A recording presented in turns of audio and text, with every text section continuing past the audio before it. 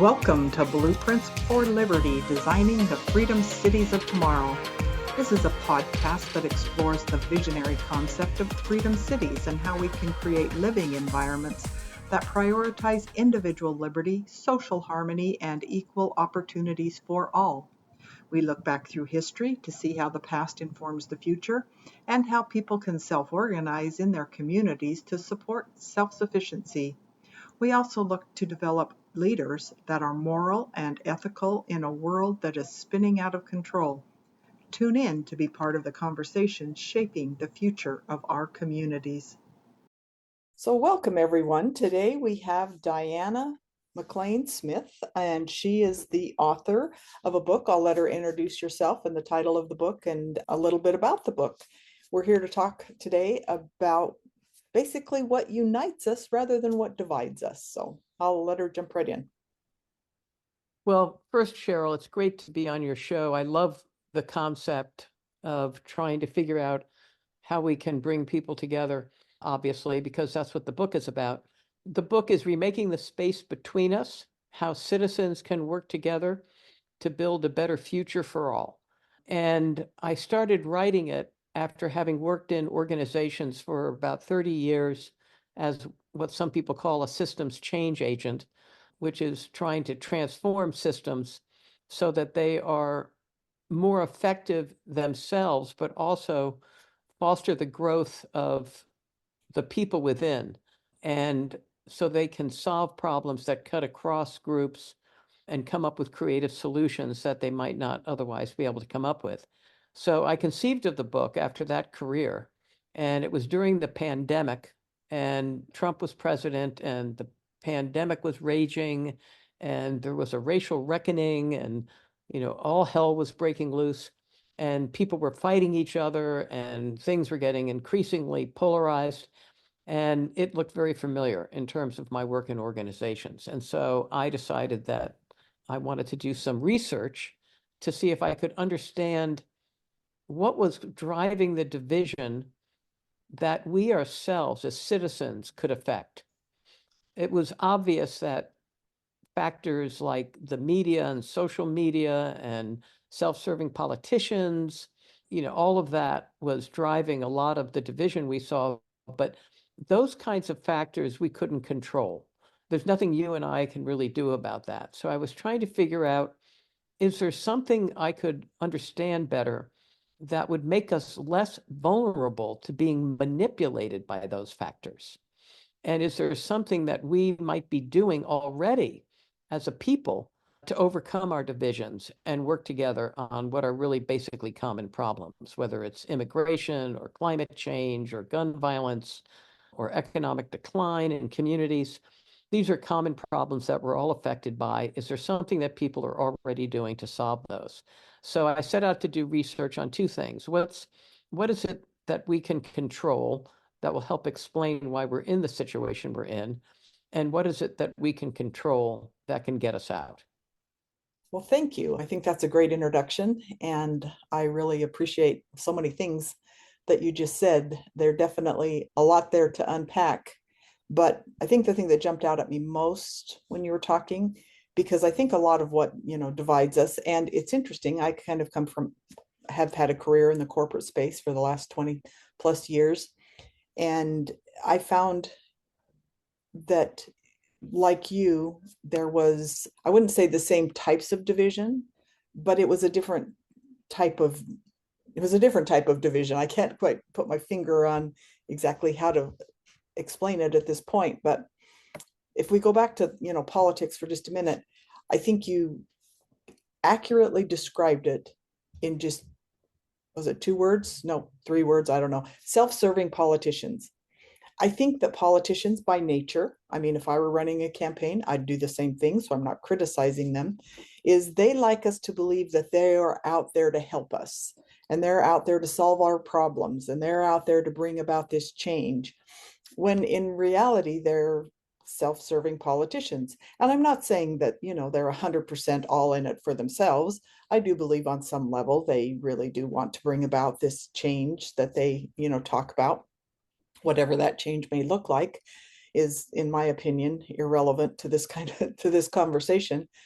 But it's important to recognize that they are also in it for themselves.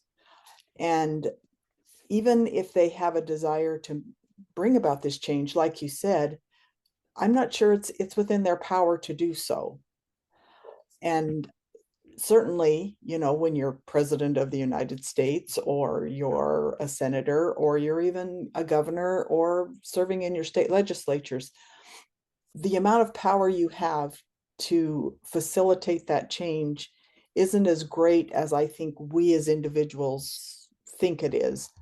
I believe, and after skimming through your book a little bit, because I just got it the other day, and much of the work that I've done, I think we underestimate the power that we as individuals have to facilitate that change. Mm-hmm. Mm-hmm. Mm-hmm. Well, there are two things in what you said, and I'd like to address both. The first has to do with the phrase self-serving politician, which I introduced into the conversation. The reason I use that phrase is to differentiate politicians who are self-serving from those who are not. And I think one of the problems we have in terms of coming together is that we no longer differentiate groups, people within groups. They become this sort of monolithic mass, okay? Whether it's MAGA or Democrats or working class people or African Americans or politicians, okay?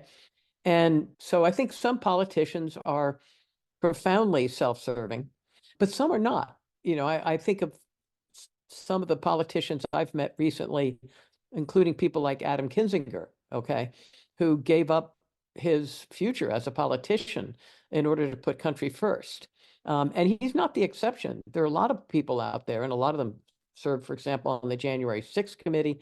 But there have been a number that you could cite over the years who have dedicated their life at the expense of a lucrative career to serving the public. So I think we have to sort of think about the way we think about politicians and differentiate.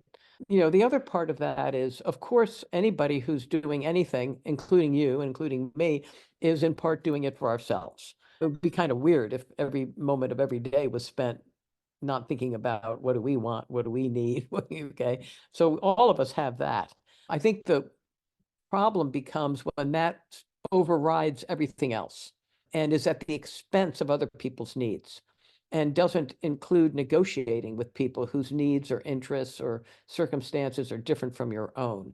I think that's when it becomes a problem. And sadly, as I think your comment suggests, politicians in Washington are being driven to being less of themselves, less effective, more self-serving than the other way. I think they're becoming more problematic rather than less problematic, more extreme rather than more moderate, more inclined to say my way or the highway than to collaborate or compromise. So the question is, why? How did that happen? Okay. And I think it's a really complicated question. Part of it has to do with money in politics. Part of it has to do with our two-party system. Part of it has to do with the absence of things like ranked choice voting. But if we want to get to the question or not the question, to the point you made, which I think is absolutely spot on, I think is the one we can affect, is that they have less and less power in Washington. And so they're acting more and more extreme. And people actually have more and more power. We are, especially among the citizenry, which is on the extreme ends, is exerting enormous influence over politicians rather than the other way around.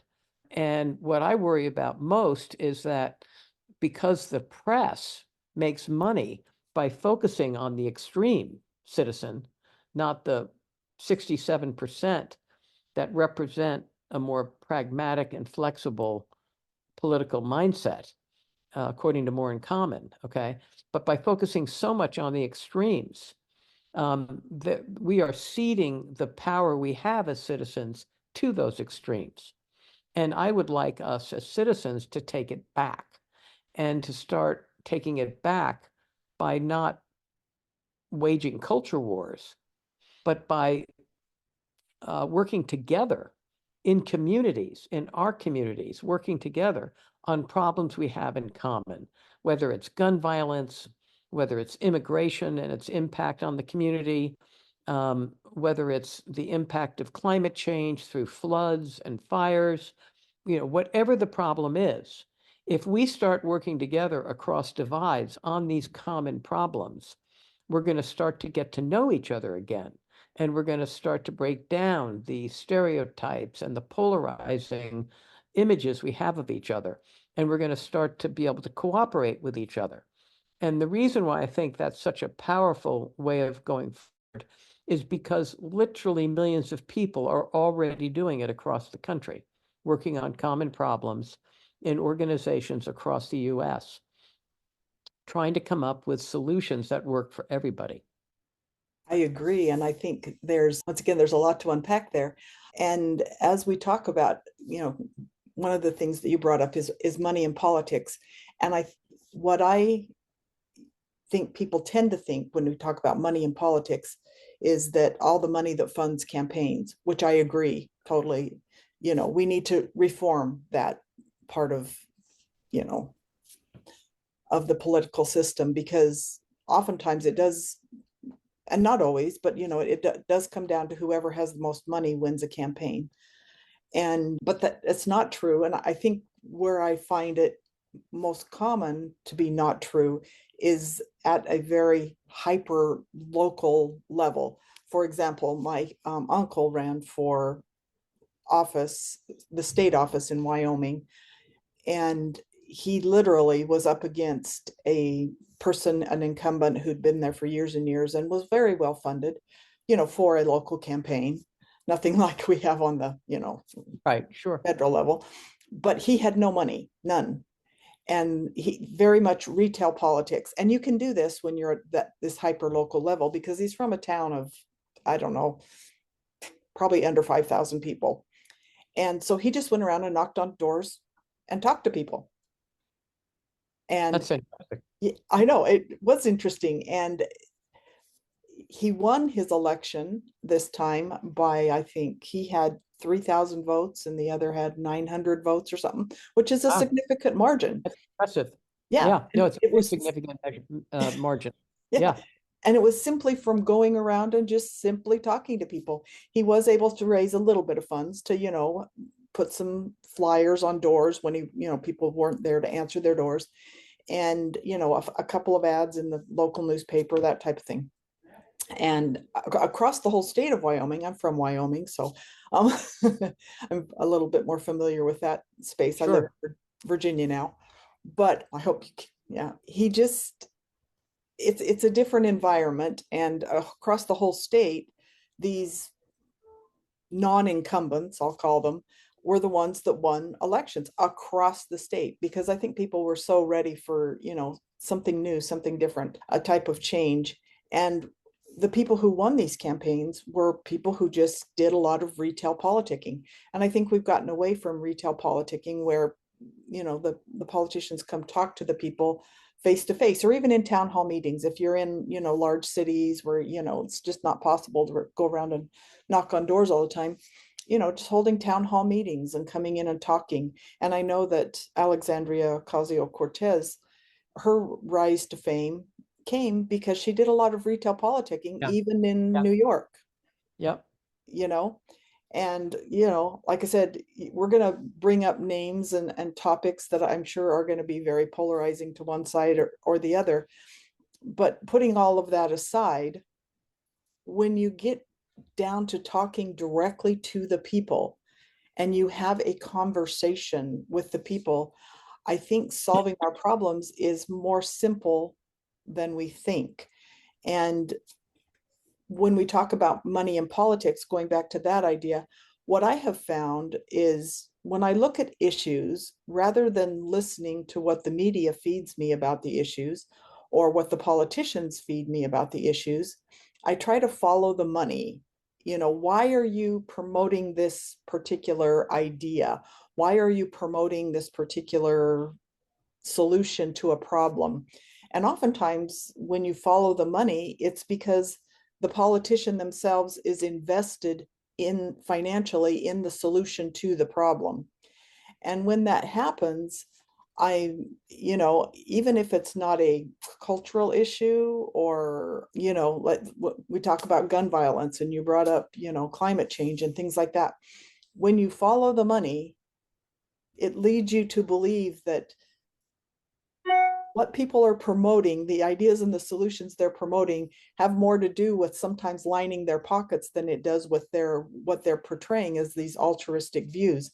And I must admit, I'm a little bit jaded on all politicians because of that, because of my research extensively into the financial benefit that a lot of times these politicians, and oftentimes, people will go into politics and they'll be dirt poor when they enter politics and they leave very rich people, even if they, like you say, Adam Kinzinger, drops out. Well, they've got a very lucrative career ahead of them lobbying. They made a lot of money while they were in politics because where they, chose to place their interest in various solutions. And like I said, I have to admit, I'm pretty jaded across the board because of that. And I'm a little disappointed. And that's my motivation for getting people back to simple, down to earth.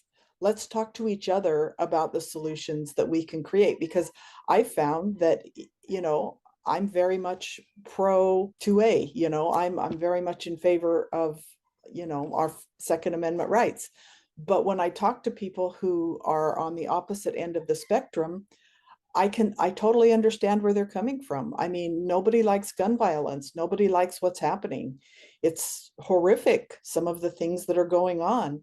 And yes, guns play a significant role in that. You can't deny that. And so when we both understand that both of us really want this gun violence to end, we may have a difference of opinion in how we get there, but we can have a rational conversation about that because we are both coming at it from the angle that we want the end solution. And so I think that when we, instead of letting the national narrative drive our ideas and solutions, when we talk to each other at a local level about what the solutions can be, and then we go to our politicians and say, hey, here's what we think, here's what we feel, here's what we've come up with. Now, are you interested in talking to us about this type of solution? I found that, it doesn't work that way yet, but that's kind of my dream, I guess you'd say. Yep. Yeah. Well, I mean, it's happening already. I mean, I think your dream is coming true. I just think the media is not covering it. Mhm. But, there are literally thousands of organizations working on these kinds of things. I do want to go back to I think you are jaded. Yes, I am. I will And- admit. Yeah, and jaded to the point where it's not helpful because we live in a democracy and we do have to elect people, and it would be better if we elected good people. And so painting everybody with the same dark brush, I think, makes it less likely that good people will get into politics because they see no place for themselves. So you're creating a kind of self-fulfilling prophecy with that kind of broad brushstroke. And so I want to give you a few exceptions to your rule, okay? Not to say that they are the dominant group, but to say we need more people like this. And by the way, Adam Kinzinger, before he ran for office, served in the Air Corps.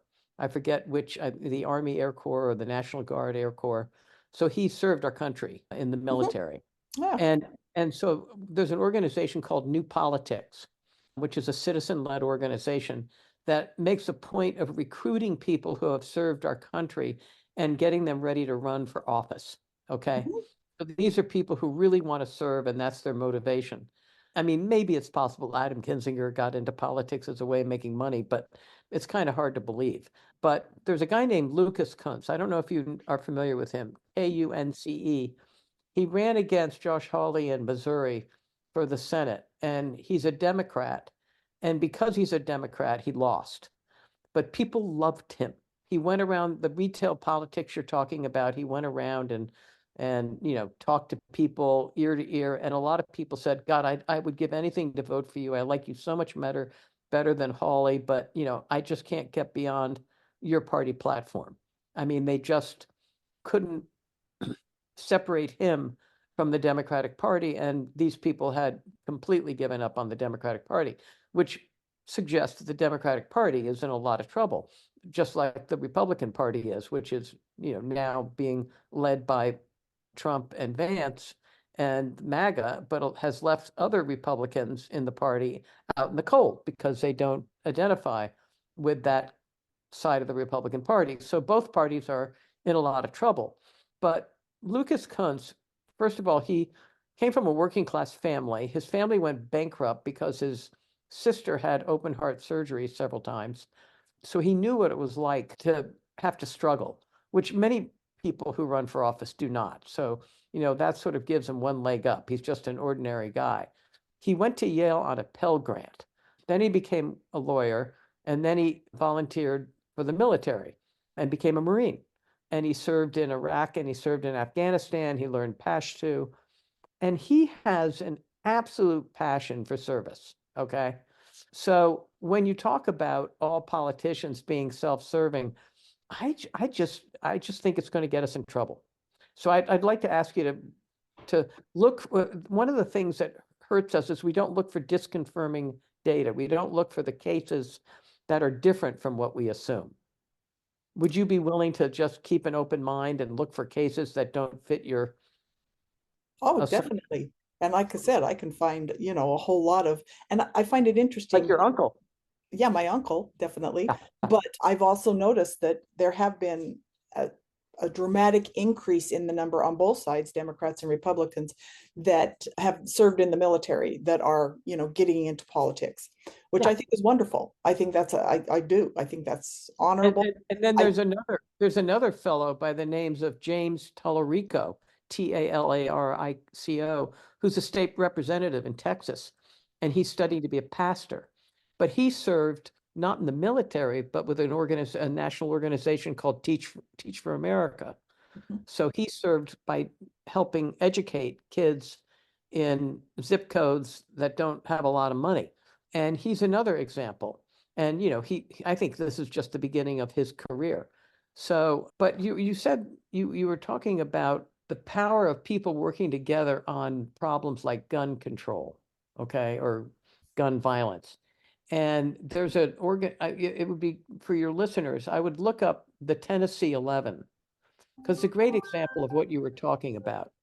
The Tennessee 11 were 11 citizens who came together after a school shooting in Tennessee. And there were Second Amendment enthusiasts, gun rights enthusiasts, activists really committed to gun rights.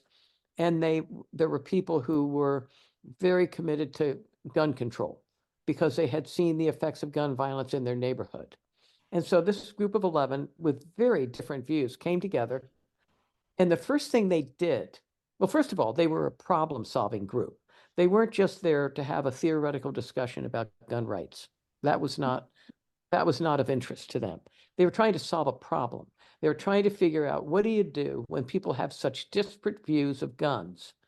What do you do to reduce the chance of shootings in schools? What are the yeah, things we can do? Okay. Or any kind of gun violence. And so they came together, and the first thing they did, which was so smart, is they shared their experiences of guns. What was the role of guns in their lives? What was their experience? And so this was like an incredible eye opener for both of them.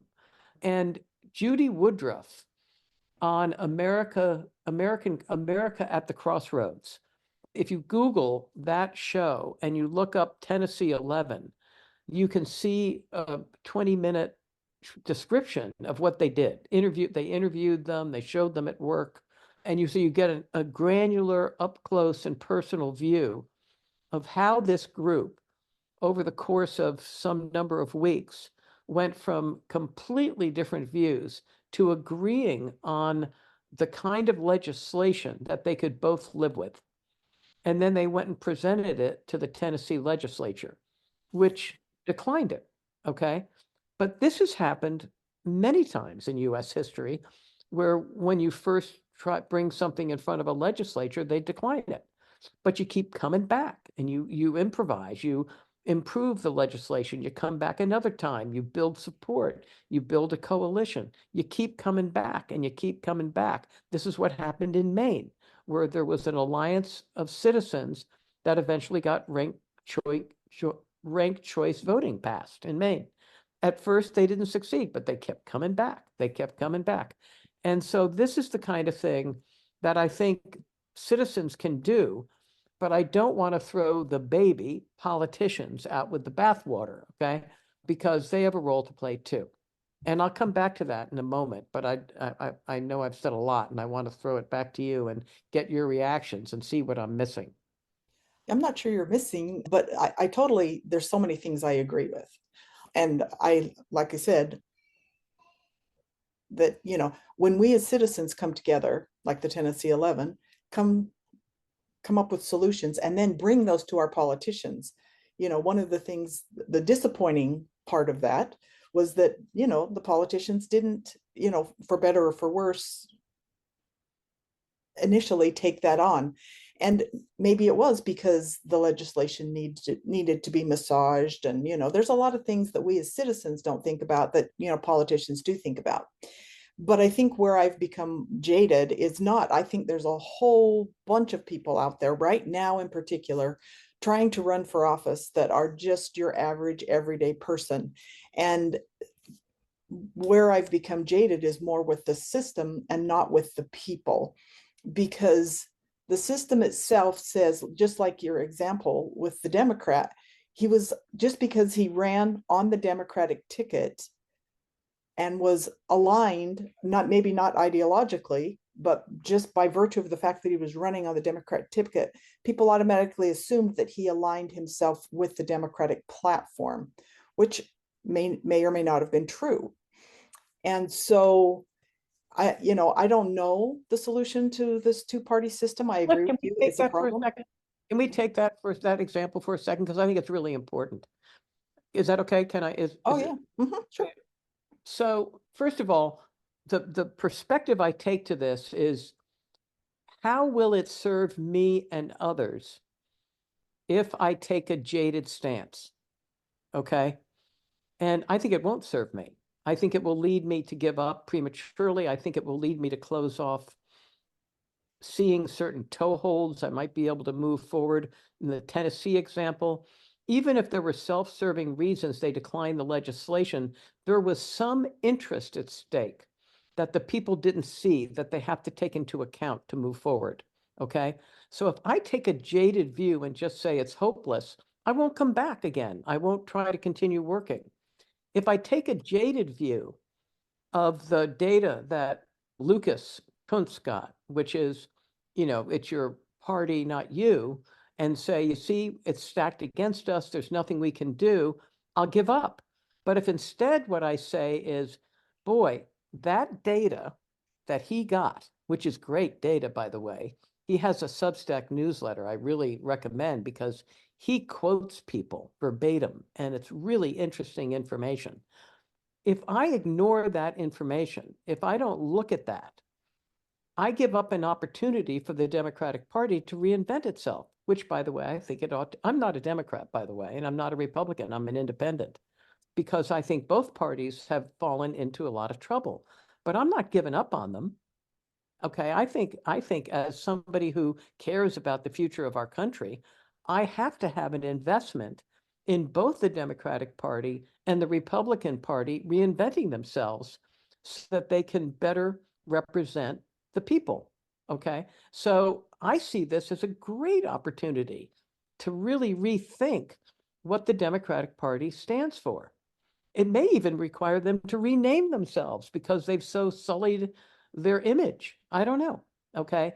But I don't see much to be gained from being jaded. So help me understand why you are coming back to being jaded so often in this conversation, which, from my point of view, I'm hoping will plant seeds of hope, not despair. Okay, maybe I always get in trouble with this because I I probably should choose my words better.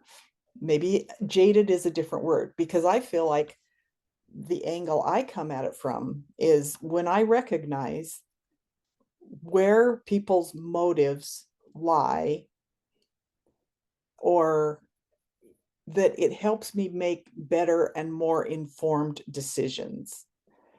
And so understanding that a lot of people get into politics for very altruistic, very good reasons, have, a lot of good intentions and all that kind of thing. But then they get into a system that I do think needs to be reformed.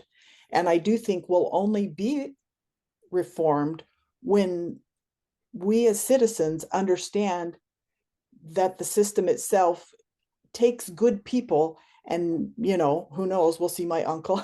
I have grand hopes that he won't end up in a bad place. But what happens is when these politicians, and this is more on a national level than a local level, but it does play into all levels, is that they get into the system. And once they're in the system, and I saw it happen many times, and I'm a libertarian more by nature than anything else. So, far be it for me to vote for one candidate on one side or the other, because if I vote for my libertarian candidate, as a lot of people say, I disagree, but a lot of people say, is throwing my vote away. We'll get into that in a different, line of thinking. And so they get into the system. And then once they're in the system, I don't know if you remember years ago, Eric Cantor was he was a very powerful person in the House of Representatives from Virginia. He's from Virginia. That's why I'm a little more familiar with it. And Dave Bratt just came out of nowhere and just beat him hands down. And it was another example of retail politics. Dave Bratt had no money. He's going up against this person with a tremendous amount of money. But then and Dave Bratt he got voted out the next cycle. But what happens when you get into that system is, if you're not willing to play the game and go along with the things that the politicians want you to go along with when you're in the system, then they say, okay, we're not going to fund your campaigns, and you're not going to have any money, and you're not going to have any of our support in getting reelected. And that's what happened to Dave Bratt. He got into the system. He wasn't willing to play the game. He wasn't willing to, vote the way that they wanted him to vote. He was more willing to, buck the system. Then he didn't have the support anymore, and no more money, and and they actually went after him and made sure that he did not get elected again, where before he just kind of came out of nowhere. And Donald Trump, love him or hate him, he was another example of coming onto the stage, and everybody just expected that Hillary Clinton was going to win, and he came out of nowhere and went, oh, guess what, I won. And then the system said, no, absolutely, we don't like you, we don't want you, he's, like I said, you can love him or hate him, he is a fiercely independent person who doesn't want to play the game. Well, I shouldn't say that. This is my opinion, 100% my opinion, so don't, I know, totally. I value that. No, go ahead. When he first got in, I think he wanted to play the game. I do. But he still had that fiercely independent streak about him.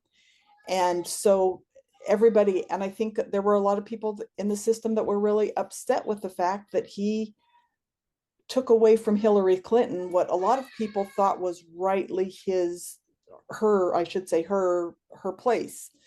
She kind of stepped back with Barack Obama and said, okay, I'm not going to contest this primary anymore, and you move forward. And yes, he won legitimately and all that good kind of stuff. But it was with a tacit understanding that when Barack Obama was done, that they would do everything to put all their power and money and everything behind Hillary Clinton so that she could have her day. And so when Donald Trump came in, he kind of had, and I didn't vote for him in 2016 because I just didn't know. I didn't vote for Hillary Clinton. I voted for the Libertarian candidate, and I just didn't know. I didn't know what to think. I was a bit baffled. He was brash. He wasn't your typical politician. There's just a whole lot of different things that I was uncertain about. Understood. Yeah. So when he got in there, I thought he's elected, he's our president now. I need to give him a fair chance. So I Yep. really tried hard to see what was going on behind the scenes. Yep. And this jaded part of me was like, okay, I know all of the story, the backstory that I just told you. He went in there, he tried to get all these, he put all these people in his cabinet that were your typical politicians that would help him learn the ropes, because he admitted he didn't know how to play this game. He knew how to play the game of business, but he didn't know how to play the game of politics. And I think there were a lot of people who went to great lengths to undermine him, and the whole Russia thing was debunked. And after years and years of really doing everything they could to undermine him, it's like, okay, why are you doing this? What purpose does this serve? How is this making our country better? How is this bringing us together? How is it helping him solve problems? And I was like, I really didn't like that. I was really turned off by that. Yep. And I just was like, okay. So to me, jaded is more like, I need to understand people's motives. I need to understand why they're doing what they're doing. I need to understand that once people get into this system, and there were some other people that I've seen get into the system, and kind of going back to Alexandria Ocasio-Cortez, I kind of liked the way she got into it. I kind of liked her ideals. I thought she was going to come onto the stage and really be somebody who was going to fight for that little person. I disagreed with what she did with Amazon up in Brooklyn, but I understood why she did it. And so I was like, okay, at least I agree with your motives and I understand. But I think she's another example to me, anyway, of somebody who got into the system and then became part of the system, rather than being that fiercely independent minded person who said, I'm not going to play your game the way you guys like to play the game. I'm here to represent my people.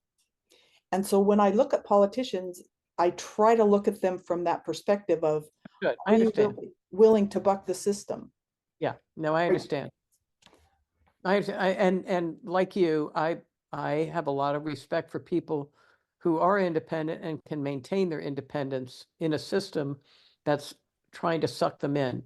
And systems are very powerful, so it's very Yes, hard to resist, which is why I'm putting my chips on citizens, not politicians. And we've yes, spent almost our entire time talking about politicians. right. And But I think you and I both agree that citizens are the solution. yeah, I think we're the problem, and I think we're the Yeah, solution. I I agree. think I we're agree. both. I Yeah, agree. yeah. And I think the most recent election demonstrates the way in which we can be a problem. But groups that I uncovered while I was doing my research, it's just incontrovertible evidence that when we work together on actual problems, not just Mhm. talking theoretically, we can come up with creative solutions. And I think one of our biggest, and we talked about this before we actually started recording, one of our biggest difficulties is that we have such a short-term horizon. Yes. So, the idea that you would be discouraged when they went to the Tennessee legislature, I'd say, that's just the nature that's always been the nature of a democracy. Mhm. Democracies are not the fastest moving No, system around. and they're not meant to be. They're meant to be slow. Yeah, but the other thing is that I think we're up against a legacy from our evolution, which is that long, many millennia ago, we learned how to form groups and cooperate within groups so we could hunt together and take down the big Yes. mammoths, okay? Mhm. Yes. Which was really hard to do as an individual, okay? So we built groups, and once we built groups, we learned how to cooperate within groups so we could Mhm. actually get the mammoth, right? At the same time that we learned to cooperate within groups, we learned to compete against other groups for Mhm. limited resources. And that legacy comes down to today. So we're very, very good at colluding and agreeing with people within our own groups. And we're not very good at listening, understanding, and cooperating with people who are in another group. Mhm. Okay. Whether it's another race or another party or another gender, we struggle with that. Yes. Now, that struggle is what prevents democracies from moving more quickly. If we could work more quickly across groups, because we've learned how to listen and cooperate across groups, okay, and to invent solutions, not find solutions, because I don't think they're findable oftentimes. We have to create them by listening very closely to the underlying motivations, interests, needs, concerns of one another, and then out of that, create new solutions. I think if we do that, democracy will move much faster. And so then the people always say, well, is that possible? Well, yeah. I mean, literally thousands of people, thousands of groups, millions of people are already doing it. And, if you go on my website, remakingthespace.org, you'll see plenty of resources and references to them. Or I have a Substack newsletter, Remaking the Space at Substack. And it's just it's just irrefutable that we're capable of it. And so I think the time has come to figure out how we can work across groups. I think, by the way, as a libertarian, I would hope you would appreciate this. The less able we are to work across groups, the more dependent we are on government to do it for us. Oh, yeah. Oh, I Okay. agree, totally. Yeah. So I think there's an enormous opportunity and an enormous challenge for us to take another evolutionary step and move beyond just knowing how to cooperate within groups. We've got that nailed. We Yeah, have. yeah, we Okay. do. We got that nailed for Yeah, millennia. yeah, Okay. yeah, exactly. And, I'd say there's been a trend over the past 100 years, to migrate towards learning to cooperate across groups. And it's, by the way, that's not a coincidence. It's because the nature of the problems we face right now cross boundaries. Um, if you think about climate change, pandemics, mass migration, all of these cross Mhm. boundaries. Yeah, You can't solve them in any one group. You have to cooperate across groups to solve them. So that's my plea, is that we remain hopeful. We do not need to trash government to remain hopeful about our own capabilities. And the only reason I say that is one of the essays in my book is about a little known committee in Congress that bucked the system and created its own norms and got an enormous amount done. And I highly recommend, if people get the book, Remaking the Space Between Us, that they read that essay on Congress, which I think is called Rebuilding the People's House, or Reinventing the People's House, or Reimagining the People's House, something like that. I mean, I should have it here, actually. I wrote the damn thing. Um, let me you're see if like I can, me. yeah, let me see if I can find it. Renovating the People's House, There okay? you go. And it's about a committee in Congress called the Committee for the Modernization of Congress. And it was headed by Derek Kilmer and initially Thomas Graves, who was a Republican, and then Timmons, both Republicans. The vice chairs are Republicans, and they just threw out the rule book and decided they're going to create their own norms. And they had extraordinary dialogues. They made enormous progress. It was incredible. So I highly recommend that as to see what's possible even within the system. Yeah, and it's interesting because I think that our discussion here has made me even more acutely aware of the fact that oftentimes we're saying the same thing. We're Sure, just using exactly. In different different ways. Agreed. and different language.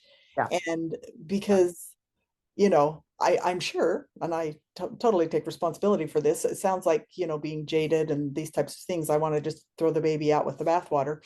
And you don't. I don't. Yeah. No, but I do think there needs to be significant reform and, taking politics off the table and going back to a business, because Yeah. you kept using the word cooperative, which is really at the core of what my message is Yeah. that in after my, well, not in, I should say, in the midst of my 20-year career in business, I started working with the National Rural Electrical Association, NRECA, I can't remember, National Rural Electrical Cooperative Association, that's what it is. And Rural what association? Rural what? cooperative. Rural Cooperative Association. So Interesting. if you've studied, and I think you'd find this very, very interesting, if you go back and look at when electricity first started coming onto the market, it was Yep. readily available to big cities. Obviously, the cost benefit analysis for building out the infrastructures to support electricity was much better in urban areas than it was in rural areas, which left rural areas kind of out in the cold. Out the lurch. Yeah, Yeah, exactly. literally. Yeah. Yeah. But guess what? A cooperative movement started, and really this cooperative movement That's a started, great story. yeah, the Rochdale principles of, cooperatives started in about 1868, but this was in the early 1930s, 1940s. And what happened was these rural areas got together, formed cooperatives to solve a problem and decide. That And they right had in now, common. Yeah. there's over 900 electrical cooperatives, and I actually get electricity from one of them, Rappahannock Electric. But even in Northern Virginia, where it's more populated, Dominion is actually a cooperative also, but it serves more on the outskirts of Northern Virginia. And what's the name of the organization again? Because I'd love to do some research on it. It's the National Rural Electrical Cooperative National Association, Electrical NRECA. Cooperative. Yeah. And I actually National Rural worked, Electric Cooperative. yeah, I worked REPA. Wow, cool. I worked for Touchstone Energy, which was Yep. the marketing arm of Yep. NRECA. NRECA is more they do a lot of the legislative stuff that, monitors all the regulations involved with, facilitating electricity to all of these rural communities. And I can tell you right now, if it weren't for this movement, we would not have electricity. I mean, maybe something else would have come up in the interim, but this is what really started the movement to get electricity into rural areas. And they've taken some of that. They haven't been as successful, which is a little bit discouraging to me, because I live in one of those rural areas, to bring internet, because we have that same problem. Internet is struggling to get into rural areas, even to this day.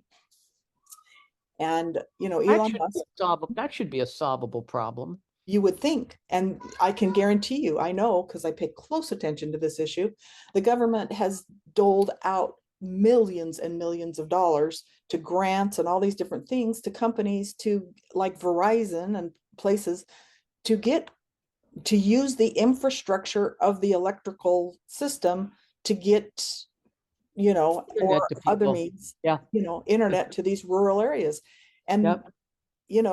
once again, Elon Musk, love him or hate him, I have Starlink right now, and that's my saving grace is Starlink, and he found a way to solve a problem.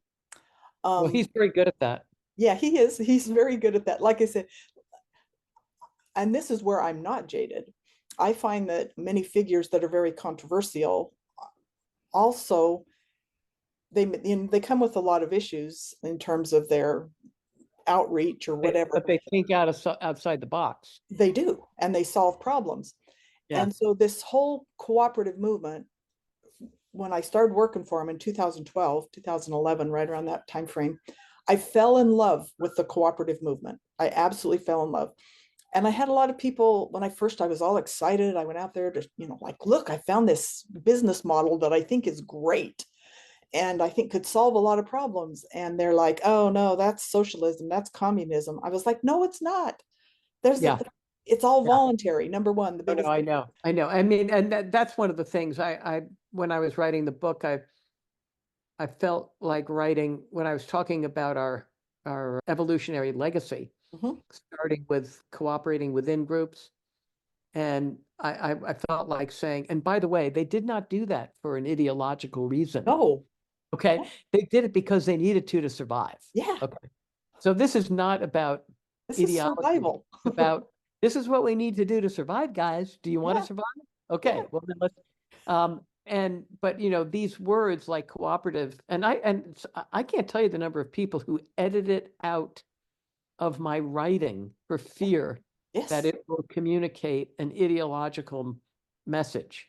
And I have to put it right back in because I refuse to be a captive to these assumptions people make about what cooperation involves. And it's so good to hear you. And by the way, that exactly that notion of the electoral cooperative, there have been food cooperatives, there have been Yes. all sorts of Yes. cooperatives for the last 150 years. Well, and the thing that's most interesting to me is that the cooperative movement is far more robust in Europe. Spain actually has a huge cooperative, It always has. yeah, Yep, and exactly. even parts of Yeah, Africa and things. yeah, And yeah. it's back to words, word choice is interesting. I'm like you. When I put the word cooperative on, I people want to edit my stuff out, and I'm like, no, that's part of who my message. That's who I am. I think we need to educate people because it is one where I think we can't afford to just to No, play the political correctness game. It's such a problem, and it's such an important notion, the idea of cooperating across groups. yes, Uh, People prefer collaborating, because then it's less of a signal, but it really is cooperating across groups. I mean, that's what it is. And these cooperatives have a noble history in the US. yes, And so I think we need to save the word from people and hijacking it. yeah, and mostly I think we need to build the spirit, the idea that we can work across divides to solve common problems. And that if we do that, we can come up with uncommon solutions that are at Yes, least as good as Elon Musk's. yeah. Okay. So, We all have an inner Elon Musk in us. yeah, exactly, exactly. Hopefully a little less insane, Yeah, I agree. but equally creative. Yes, I Um, agree. by the way, think I'm a big proponent of electric vehicles, and he's been at the forefront of it, and he leapfrogged everybody, not just in the car Hmm. with the car, but by creating an infrastructure to Hmm. support it, which created barriers of entry for everybody else, Hmm. which he now is, I think, backing away from because he can see how he can make money from sharing the infrastructure. But that infrastructure was a brilliant competitive move Hmm. on his part. So anyway, so Cheryl, I now understand that you are not jaded in a jaded sense. You're Uh, right, exactly. yeah, you simply have decided it's time to invest in people working together in this cooperative way. And we should stop focusing so much on politicians whose incentives are not aligned with ours right now Hmm. and who enter a system that then eats them up and spits them out. And I'm all for that. Obviously, and this is beautiful, because it's clear that from an ideological perspective, we don't necessarily agree on everything, but we found common ground on probably the most important part of who we are Yes. and And what our what we need message to do. is. Yeah. Yeah. Agreed. And Agreed. so this just demonstrates, I think, to people that we can do this Yeah. Agreed. and that Agreed. it's good. I mean, I feel much better walking away from this conversation than I felt walking away from many conversations in my life. Well, that's great. So do I. That's Yeah, very important because I feel like I learned something. yeah, me too. I mean, yeah. And it is not to assume that when you say jaded, necessarily what you're meaning. It is definitely a flag for me around the potential for people to give up, which is why I responded the way I Mhm. did. But as we Yeah, talked through, I began to see yeah. more nuance and more detail how you were thinking about it. And then I think that's how we arrived on the common ground of people power. Yes, and the one thing I've learned, well, I should say I've learned, but I should have learned it better by now because my husband tells me the same thing. Pick your words better. Well, I wouldn't worry about that so much because I think we worry so much about the words we use. I think it is when people react to a word is to talk it through Yeah, I because agree. that's where the Thank learning you. lies. And if you didn't use the word, we wouldn't have had the learning. That's true. Thank you. I appreciate that. So let's I'll not bring get that too up with hung my up on husband words. next time he. Yeah, exactly. Yeah. Exactly. Well, I So appreciate this, and I appreciate you, Cheryl. This has been a worthwhile use of time, I and totally kudos agree. to your listeners as well. Yes, I hope so too. I hope that maybe by us setting a small example that we can plant a seed that hopefully will grow in someone else. I think we can all do that. Yeah. Yeah. All right. Well, thank you so much. Yeah, go ahead and once again give everybody, the contact information and whatever website you want to point them to. I know you already did once, but just for repetition's sake. Do you want me to say it again now? Or is Yes, that? please. Oh, okay, sure. Well, the book is Remaking the Space Between Us. Hold on. Remaking the Space Between Us, How Citizens Can Work Together to Build a Better Future for All. And it can be found at Amazon, obviously. And if people go there and buy it, and if they like it, or even if they don't, if they could leave a review, that would be great. And then I have a website, which is Remaking the Space Between, no, just remakingthespace.org. Pardon me, remakingthespace.org. And there are a bunch of resources there that people might find useful. And then my Substack newsletter, which I try to publish every 2 weeks, and I'm pretty close to doing every 2 weeks, is called Remaking the Space. And it's at Substack, which is a newsletter platform. Mhm. And those three places should be, I think, be useful for people. All right. Well, thank you so much for your time today. I appreciate the conversation. Thank you, Cheryl. Appreciate you. And have a great rest of your day. All right, you too. All Bye-bye. right. Take care. Bye-bye.